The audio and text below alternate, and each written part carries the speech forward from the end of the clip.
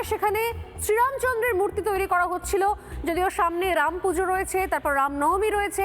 সেই সময়তে সেখান থেকে খবর আসছে সেই মূর্তির ওপর নাকি ভাঙচুর করা হয়। এর আগে আপনারা দেখেছিলেন যে ডায়মন্ড হারবারে বজরংবলীর মূর্তি, হনুমানজির মূর্তি, সেটাকেও পর্যন্ত দ্বিখণ্ডিত করা হয়েছিল। সেই মূর্তিকে কাপড়ে মুড়িয়ে নিয়ে তারা প্রতিবাদ করেছিলেন।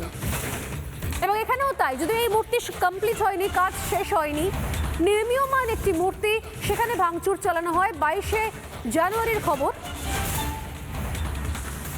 মাফ করবেন, 22শে জানুয়ারি পুজোর কথা ছিল। 22শে জানুয়ারি পুজো উপলক্ষে তার আগে মূর্তি তৈরি করা হচ্ছিল, কারণ এই সময়টা রাম মন্দির তৈরি উদ্বোধন হওয়ার পর থেকে একটা একটা একটা প্রচলন শুরু হয়েছে সেখানে।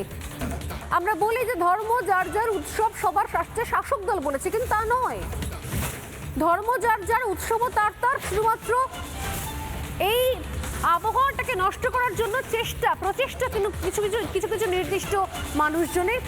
আফসোস হচ্ছে রাজ্যের শাসক দল, প্রশাসন যদি শক্ত হাতে বিষয়টাকে শুরু থেকেই দমন করত, শুরু থেকেই নিয়ন্ত্রণ করত, তাহলে আজকে এই ছবি দেখতে হতো না। সামনে পুজো রয়েছে, আর পুজোর আগেই মূর্তি ভাঙচুরের খবর পাওয়া গেল। এই ঘটনা ঘটেছে আরামবাগে। আরামবাগ থানায় ইতিমধ্যে অভিযোগ দায়ের করা হয়েছে এবং এই অভিযোগে এখনো পর্যন্ত কাউকে গ্রেপ্তার করা হয়নি। আমি জানি না, যখন এই ধরনের ভাঙচুরের ঘটনা ঘটে, যখন আমরা দাবি জানাই যে গ্রেপ্তার করা হোক, তখনই পুলিশ ঠিক কোনো না কোনোভাবে একটা বিষয়টাকে ঘুরিয়ে দেওয়ার চেষ্টা করে, আসল অপরাধীদের পরিচয়কে আড়াল করে নকল অপরাধীদের সামনে নিয়ে আসে। ধরনের অভিযোগও রয়েছে। আমি আবারও ফিরে যাই স্বামী বিকশানন্দ মহারাজের কথা। এখানকার হাওয়াটা ঠিক ভালো লাগছে না। একজন সাধু এখানে তীর্থ করতে এসে বলছেন, কেন বলুন তো? আসলে পশ্চিমবঙ্গের হাওয়ায় তোষণের বিষ ছড়িয়ে গেছে। পশ্চিমবঙ্গের হাওয়ায় এখানে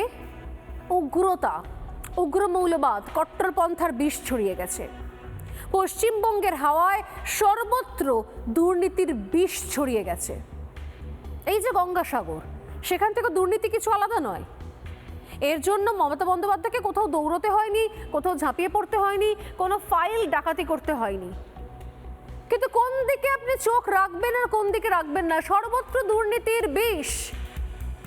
পশ্চিমবঙ্গের হাওয়ায় দুর্নীতির বিষ। বিজেপির মুখ্য সচেতক বিধায়ক শঙ্কর ঘোষ তিনি বলছেন যে এই যে সাগর, গঙ্গাসাগর প্রতি বছর ঘটা করা হয়, এখানেও আসলে দুর্নীতিটাই হচ্ছে মূল বিষয়বস্তু। আর যেহেতু হিন্দু চুপ করে থাকে, হিন্দু সবসময় সর্বংসহা হয়ে থাকে, তো এখানে দুর্নীতিগুলো চলতে থাকে, বরঞ্চ বাড়তে থাকে।